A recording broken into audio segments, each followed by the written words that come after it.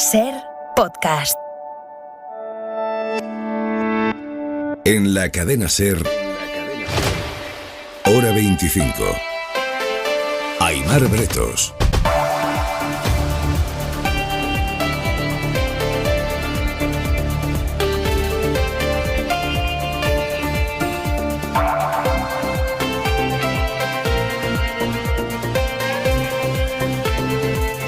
Rusia y Ucrania han pactado esta tarde abrir corredores humanitarios para que los civiles puedan salir de zonas bombardeadas, aunque la tregua al alto el fuego sigue sin alcanzarse. Informa desde Moscú Javier González Cuesta, última hora. Los gobiernos de Rusia y Ucrania siguen sin llegar a un acuerdo y la guerra continuará.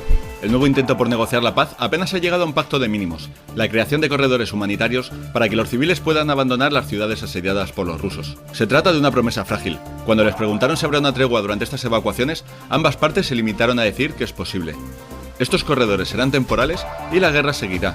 La parte ucraniana confirmó que el tercer intento por lograr la paz podría tener lugar a principios de la semana que viene, con 4 o 5 largos días todavía por delante. Mientras sus delegaciones negociaban en Bielorrusia, Putin y Zelensky se han enviado esta tarde mensajes cruzados en público. Este es Zelensky, el presidente de Ucrania, a Putin, presidente ruso.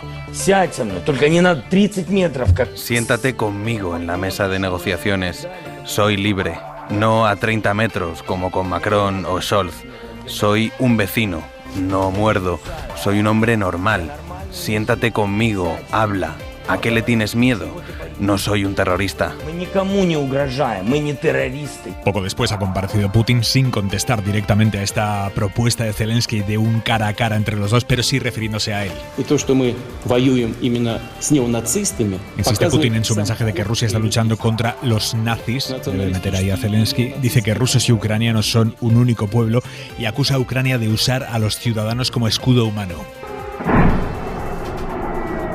Escudo se entiende ante sus ataques, los rusos, que siguen avanzando y bombardeando las grandes ciudades de Ucrania. Según la ONU, 249 civiles han muerto ya, que se hayan podido confirmar, porque ayer Ucrania hablaba de más de 2.000 civiles. Rusia solo admite 500 militares de los suyos muertos y Putin acaba de anunciar que va a indemnizar a las familias de esos soldados rusos muertos con 5 millones de rublos a cada una, que es el equivalente a 40.000 euros por muerto.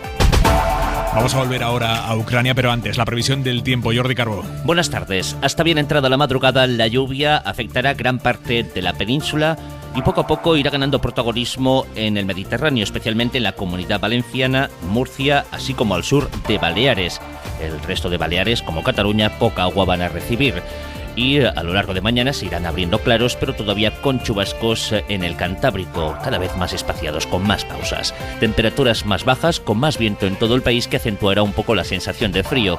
Y el fin de semana tendremos más momentos de sol, pero todavía con momentos de chubascos. Y hay media hora 25 deportes. Gallego, buenas tardes. Buenas tardes. A las 9 se juega el partido de vuelta de la segunda semifinal de la Copa del Rey de Fútbol en el Villamarín. Betis Rayo Vallecano. En la ida, victoria 2-1 del Betis. Y la otra noticia del día la han adelantado varios medios en Barcelona. La reunión que el pasado martes pudo mantener el entrenador del Barça, Xavi Hernández, en Múnich con Erling Haaland para convencer al noruego de que fichase por el Barça de cara a la próxima temporada. El Barça y Xavi por ahora ni confirman ni desmienten. Empieza ahora 25. Con la advertencia del Elíseo, la presidencia francesa, que dice que Macron ha hablado esta tarde con Putin durante una hora, que Putin no se mueve de sus tesis y que Macron ha salido de esa conversación con Putin convencido de que lo peor está por llegar.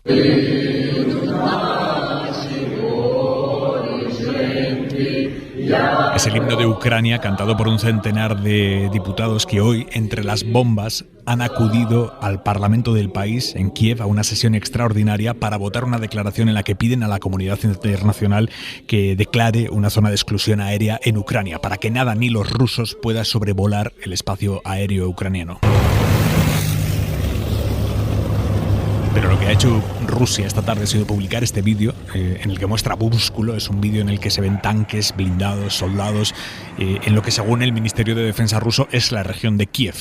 Allí en Kiev sigue el enviado especial de la cadena SER, Nicolás Castellano. Buenas tardes. Hola, ¿qué tal, Aimar? Buenas tardes. Nos cuentas, Nico, que a lo largo de la tarde ha ido aumentando significativamente la presencia militar en la capital.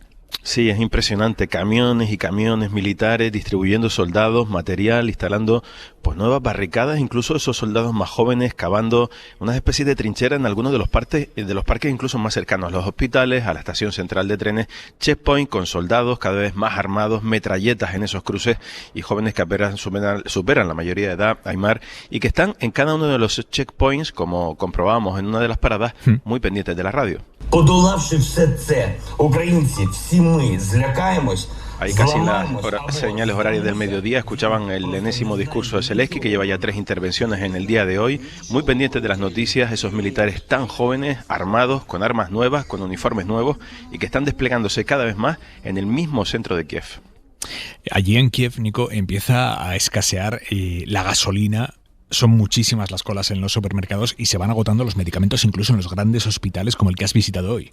Sí, fíjate, Aymar, vamos a entrar al hospital, pero con un sonido que no nos sitúa quizás en un quirófano cardiológico, pero sí que llega al corazón.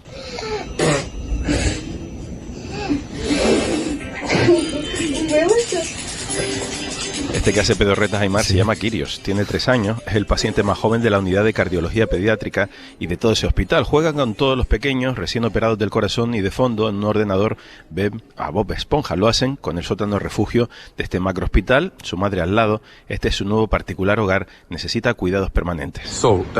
During the peaceful time, here was lots of people. It was fully el doctor nos explica que durante el periodo previo al conflicto estaba lleno de efectivo, más de 800, pero que ahora están durmiendo allí prácticamente 100 para estar con los pacientes. También nos habla de otra paciente que tiene 15 años, que se llama Ángela y que está con su madre. La niña dice que se siente bien, pero que quiere ver a su padre y a sus hermanos, ya que ve en internet lo que está pasando fuera de estos muros y que tiene miedo a que mueran en la guerra. Su madre Ludmila se emociona cuando piensan que no sabe cuándo será posible ver a sus otros 2 hijos. Son pacientes y familias que tratan de recuperarse con los médicos del corazón de Kiev, convertidos en doctores subterráneos. Para soldados heridos, posibles soldados heridos, nos dice en el hall el doctor Giorgio, de 35 años, un reputado cardiólogo de Kiev, formado también en Alemania. Giorgio reconoce que tiene miedo por los pacientes que empiezan a escasear medicamentos, como decías, como los antibióticos, pero que están preparados para salvar a sus héroes, los soldados. Miedo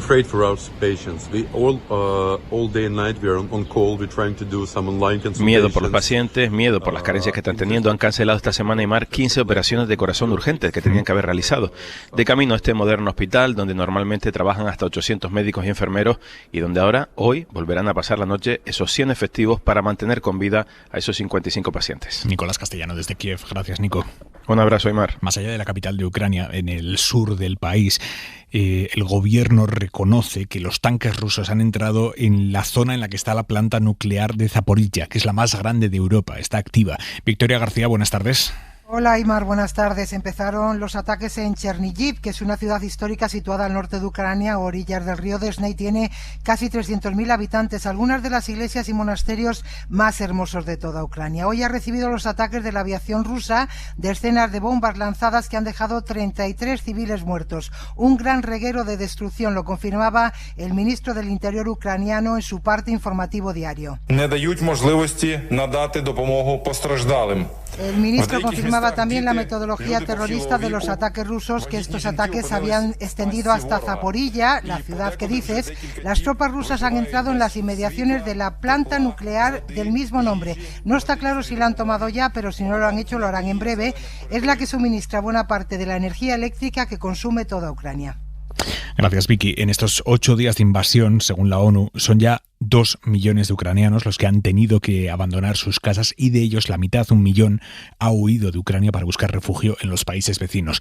Para dar una respuesta a esas personas, la Unión Europea ha aprobado esta tarde una directiva para que los refugiados ucranianos tengan un estatus especial. Podrán moverse libremente por todo el territorio comunitario durante 1 año. Es algo histórico. Nunca se había activado esta directiva y se ha hecho por unanimidad. Corresponsal comunitaria Griselda Pastor, buenas tardes. Hola, muy buenas tardes. Nadie se ha opuesto a que se pueda activar esta directiva. Es un visado humanitario nunca utilizado antes porque daba miedo el islamismo en la crisis de Siria.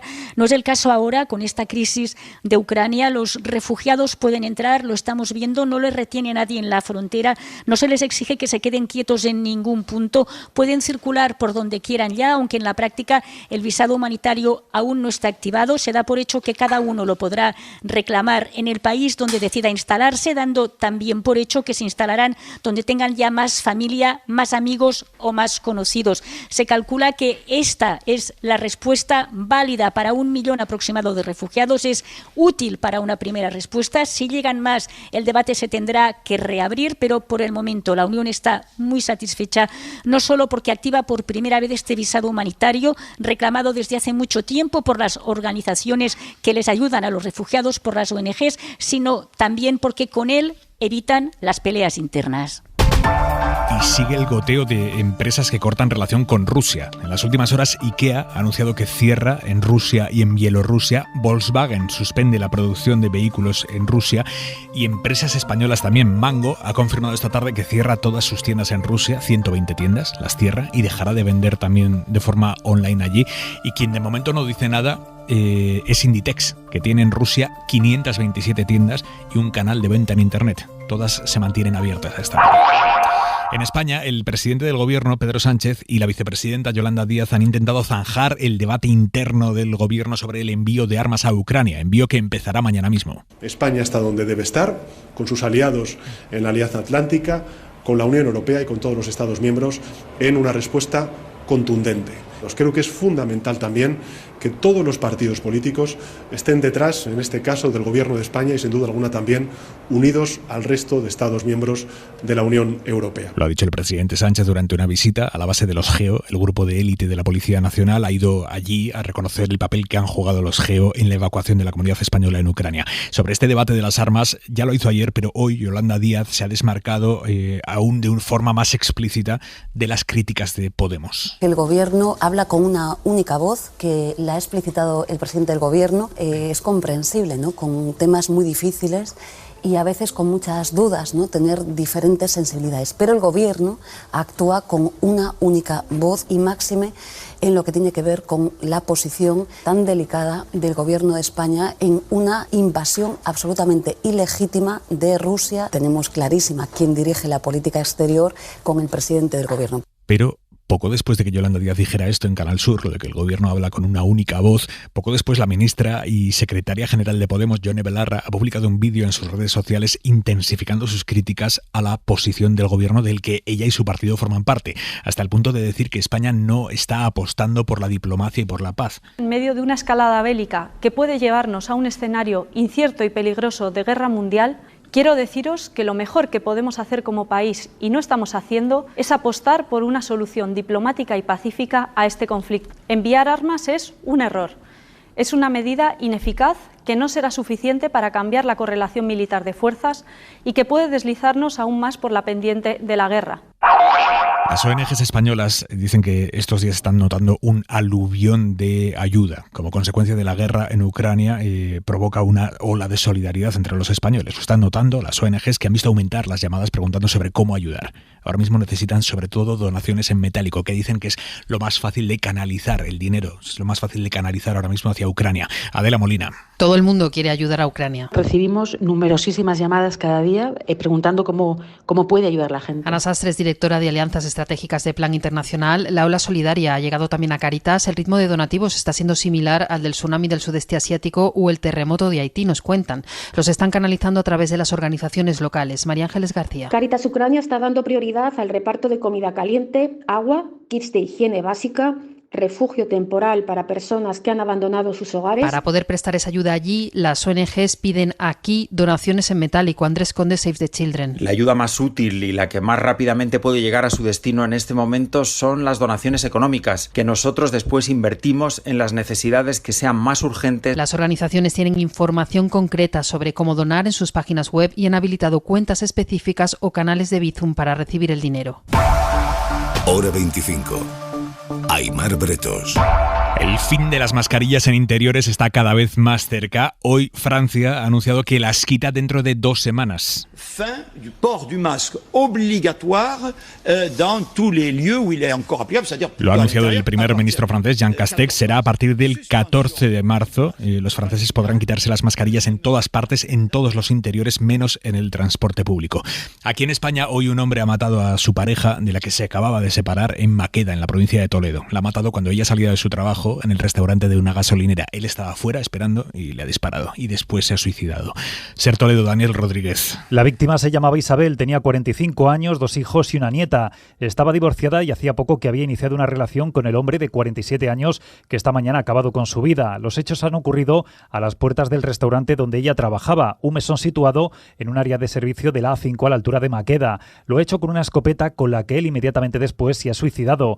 Esta tarde ha habido una concentración en Burujón, la también toledana localidad donde vivía Isabel. Juan José Torres es el alcalde. Una persona joven, alegre, o sea, lo que te pueda decir de ella es todo bueno, porque aquí en el pueblo pues estamos rotos. Según han confirmado a la SER, fuentes de la subdelegación del gobierno, no constaban denuncias previas ni el varón tenía antecedentes por malos tratos. Con ella son 2 las víctimas de violencia machista, víctimas mortales en 24 horas, porque ayer en Pozuelo un hombre mató a su mujer de 32 años justo en la víspera de que hoy fueran a ir a divorciarse al juzgado. Tenían 4 hijos menores de edad y 2 de ellos estaban en la casa cuando él entró y mató a la madre. Hoy se ha publicado el informe que el gobierno encargó hace casi un año a un grupo de expertos sobre cómo reformar el sistema de impuestos en España y hacerlo más efectivo. Son 400 páginas, 400 no, son 700 páginas de informe en las que los expertos proponen crear un mínimo común para impuestos como el patrimonio, sucesiones y donaciones. Un mínimo común para que no haya comunidades autónomas como Madrid que los dejan a cero, creando una competencia desleal entre comunidades. Teóricamente, esta propuesta de los expertos iba a ser la base sobre la que el gobierno iba a construir ya una reforma fiscal. Nos dijo que iba a impulsarla, pero hoy ya el propio Ejecutivo ha venido a decir que no es momento ahora mismo de reformas mientras sufrimos las consecuencias económicas de la guerra. Jordi Fábrega. No es el momento de subir impuestos ahora, dice la ministra de Hacienda, María Jesús Montero. No es justamente un momento en el que vayamos a plantear hacer de inmediata ninguna subida fiscal. Lo dice tras recibir un documento de 780 páginas que recoge centenares de propuestas para aumentar la recaudación fiscal y acercarla a la media europea. Para ello propone empezar a subir y a crear impuestos ambientales, un impuesto a los billetes de avión, un impuesto por tener coches o subir el impuesto al diésel. Un conjunto de medidas con las que se podrían recaudar, dicen los expertos, entre 5.000 y 15.000 millones de euros. También defienden limitar el margen de las autonomías para reducir impuestos a la riqueza, como patrimonio o sucesiones y donaciones, para evitar lo que llaman competencia fiscal nociva. Hay que evitar el vaciamiento de estos impuestos. Y por lo tanto, el Gobierno debe estudiar el establecimiento de límites mínimos de gravamen. Es Jesús Ruiz Huerta, presidente del Comité de Expertos, que reconoce que ahora es mal momento para subir impuestos y defiende aplicar estas propuestas de manera gradual. A pesar de que el Gobierno no ha dicho aún que vaya a aplicar ninguna de esas medidas concretas, hoy la presidenta de Madrid, Isabel Díaz Ayuso, ha anunciado que va a pedir amparo a Europa. Ni más ni menos, amparo a Europa para que no le obliguen a subir los impuestos que nadie ha dicho que le vayan a obligar a subir. Y de Europa precisamente le ha venido a Ayuso hoy un mensaje que ella no esperaba. Se ve que su política fiscal no convence a todos más allá de los Pirineos. Javier Alonso. Iba a Marsella a colocar el mensaje de que el gobierno amenaza la autonomía fiscal madrileña y literalmente a pedir amparo a Europa ante ese supuesto atropello. Lo consiguió, pero por los pelos. Yo quiero pedir amparo para que las regiones, precisamente aquí, donde estamos hablando de las mismas, tengamos autonomía fiscal y tengamos más libertad para llevar a cabo propuestas que nos han demostrado ser un éxito. Y nosotros llevamos 17 años. Señora Ayuso, si me permite, me gustaría poder dar la palabra también a los otros oradores. Lo siento. Y es que la presidenta había convertido el panel en el que participaba en un mitin que estaba dejando sin tiempo al resto. Lo que no esperaba Ayuso es la réplica de otro participante, un alcalde socialista francés, prácticamente acusándola de defender el dumping fiscal entre regiones. Je ne suis pas sûr que el dumping fiscal entre les régions soit la meilleure façon de s'en sortir collectivement. Una práctica, le afeó, que no es la mejor a la hora de trabajar conjuntamente. Y hoy hemos escuchado al futuro líder del PP, Alberto Núñez Feijóo, marcando las primeras diferencias con el mandato de Casado al frente del Partido Popular en lo que tiene que ver con llegar a acuerdos con el gobierno. El principal pacto pendiente es el de la renovación del Consejo General del Poder Judicial, que lleva más de 3 años caducado. Y aunque no lo ha mencionado específicamente, Feijóo sí ha dicho... Si Pedro Sánchez es capaz de pactar en su gobierno y de ofrecer a la oposición estos pactos después de los pactos internos de coalición, pues evidentemente el Partido Popular estará sentado, como no, y será el último en levantarse para intentar pactar algunas cosas que son muy importantes para nuestro país. A estas palabras de Feijóo en la COPE ha contestado la ministra de Justicia, Pilar Llop. Escuchando al señor Feijóo, ya digo que se abre un nuevo escenario esperanzador y que apelamos a ese necesario sentido de Estado, y ese sentido de Estado espero que se demuestre en un primer paso, una primera acción, que sea la renovación del Consejo General del Poder Judicial, que lleva 3 años bloqueado por la única decisión del Partido Popular. Y hoy el gobierno ha advertido al rey emérito, Juan Carlos I, de que, a pesar de que las investigaciones fiscales se hayan archivado, todo lo que ayer les contamos que la Fiscalía daba por hecho sobre las infracciones de Juan Carlos I, todo eso, dice el gobierno, requerirá de una explicación por su parte, por parte de Juan Carlos I, es literal, requerirá de una explicación. Sin embargo, en el Partido Popular hoy el mensaje respecto al emérito es, aquí no ha pasado nada. Lo que ya no es una expectativa y es una realidad, y creo que una realidad para la mayoría de los españoles, una realidad feliz, es la buena noticia del archivo de las investigaciones sobre Su Majestad el Rey Emérito. Creo que es muy buena noticia para las instituciones, buena noticia para el Estado, buena noticia para el conjunto de los españoles. La mirada de Xavi Vidal-Folk. En una situación trágica, lo peor siempre acecha. Y una anécdota desemboca a veces en categoría. Una mina hunde un barco. Y la explosión puede desembocar en una gran conflagración. Ha estado a punto de suceder hoy con el buque de carga estonio Helt en el puerto de Odessa, que se ha hundido tras explosionar, quizá a causa de una mina.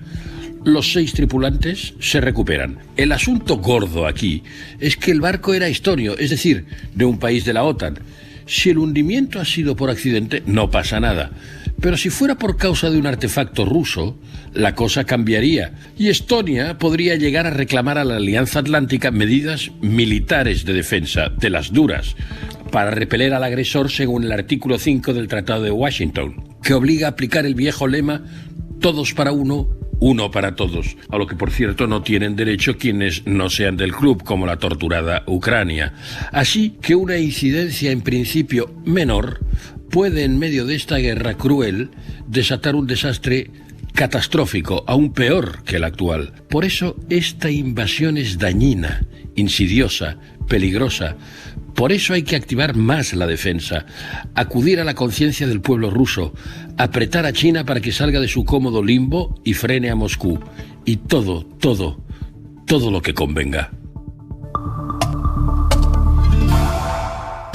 Y una noticia importante de esta tarde en Andalucía. Saben ustedes, como les contamos hace un mes, cómo el Parlamento andaluz, con el voto de PP, Ciudadanos y Vox y la abstención del PSOE, habían aprobado una iniciativa para legalizar más de 1.400 hectáreas de regadío ilegal en el entorno de Doñana. Pues bien, el Gobierno central, ante la posibilidad de que la Comisión Europea imponga a España una multa millonaria si esta legalización de regadíos ilegales se lleva a cabo en Andalucía, el Gobierno de España le ha informado hoy a la Comisión Europea de que si Andalucía sigue adelante con esta legalización de regadíos ilegales, llevará este asunto ante el Tribunal Constitucional. El Gobierno central lo recurrirá ante el Tribunal Constitucional, esta propuesta de ley, y en ese momento se paralizaría su aplicación. Como digo, es una noticia importante, se la vamos a ampliar esta noche aquí en Hora 25, la noticia, sus efectos, y tienen todo en cadenaser.com y en hora25.es. Suscríbete a Hora 25. Todos los episodios y contenidos adicionales en la app de Cadena Ser y en nuestros canales de Apple Podcast, Spotify, iVoox, Google Podcast y YouTube. Escúchanos en directo en la Ser de lunes a viernes a las 8 de la tarde. Cadena Ser. La radio.